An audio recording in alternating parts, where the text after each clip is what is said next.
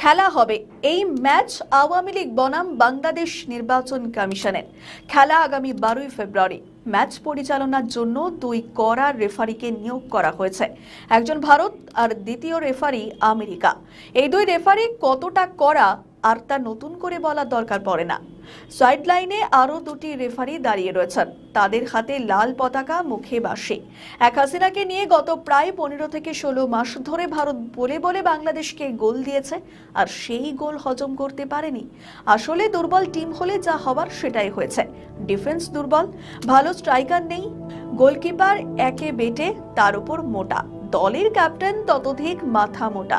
বিগত দিনে দিল্লিকে ঢাকা যতবার গোল দেওয়ার চেষ্টা করেছে, প্রতিবার রেফারি বাঁশি বাজিয়ে জানিয়ে দিয়েছে অফসাইড। হাসিনাকে নিয়ে ভারতকে গোল দিতে গিয়ে নিজেরাই গোল খেয়েছে, এবার হাদিকে নিয়ে ভারতের দিকে এগোতে চাইছে, কিন্তু সাইডলাইন থেকে রেফারি আবার বাঁশি বাজিয়ে জানিয়ে দিয়েছে এবারেও অফসাইড। বলা হচ্ছে বল এখন ভারতের কোর্টে।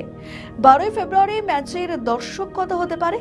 হাতে গুনে তো বলা তো যাবেই না, এমনকি খাতা কলম নিয়ে বসেও হবে না। দর্শক তো শুধু ভারত বা আমেরিকার নয়, ওই দিন ফাইনাল ম্যাচ দেখবে গোটা দুনিয়া। কেন দেখবে তার একটি ব্যাখ্যা দেওয়ার দরকার। ম্যাচ দেখার কারণ আওয়ামী লীগের কৌশল। বলা ভালো, সাইড লাইনে বসে থাকা ম্যাচ রেফারি হাসিনার কৌশল।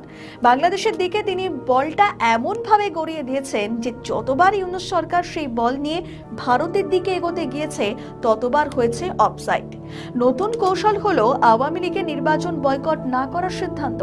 দলের যুগ্ম সাধারণ সম্পাদক বাহুদ্দিন নাজিম বলছেন, আমরা নির্বাচনমুখী দল, নির্বাচনে বিশ্বাসী। সবসময় মোটামুটি 40% ভোটারের সমর্থন আমাদের থেকেছে। সহযোগী দলগুলির ভোট একত্র করলে সেটা প্রায় 50%। এই বিপুল সংখ্যক সমর্থকের প্রতিনিধিত্বকারী একটি দলকে নির্বাচনের বাইরে রাখা হলে সেই নির্বাচন অর্থবহ হতে পারে না। এই প্রসঙ্গে দলের যুগ্ম সাধারণ সম্পাদক বাহুদ্দিন নাজিম জানিয়েছেন, আমরা বাংলাদেশ আওয়ামী লীগ একটি গণতান্ত্রিক দল হিসাবে আমরা এই অবৈধ দখলদার সরকারের অবৈধ নির্বাচন কমিশন কর্তৃক একতরফা প্রশ্নে বিদ্ধ খণ্ডিত নির্বাচনকে আমরা প্রত্যাখ্যান করেছি। আমরা এই নির্বাচনে বাংলাদেশের জনগণের যে অংশগ্রহণ নেই, জনগণের জনমত নির্বাচনের পক্ষে না, এটা কিন্তু ইতিমধ্যেই বিভিন্ন সমীক্ষায় বেরিয়ে এসেছে। এবং আন্তর্জাতিকভাবে কূটনৈতিক মহলে এবং বাংলাদেশের মানুষ সবাই কিন্তু বাংলাদেশে একটি অন্তর্ভুক্তিমূলক নির্বাচন চায়। দলের সাধারণ সম্পাদক ওবায়দুল কাদের জানিয়েছেন, এটা তো অসাংবিধানিক সরকারের অবৈধ নির্বাচন।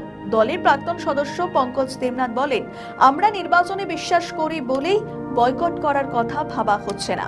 দলনেত্রী আমাদের সঙ্গে ভার্চুয়াল বৈঠক করে রণনীতি ঠিক করে দিয়েছেন।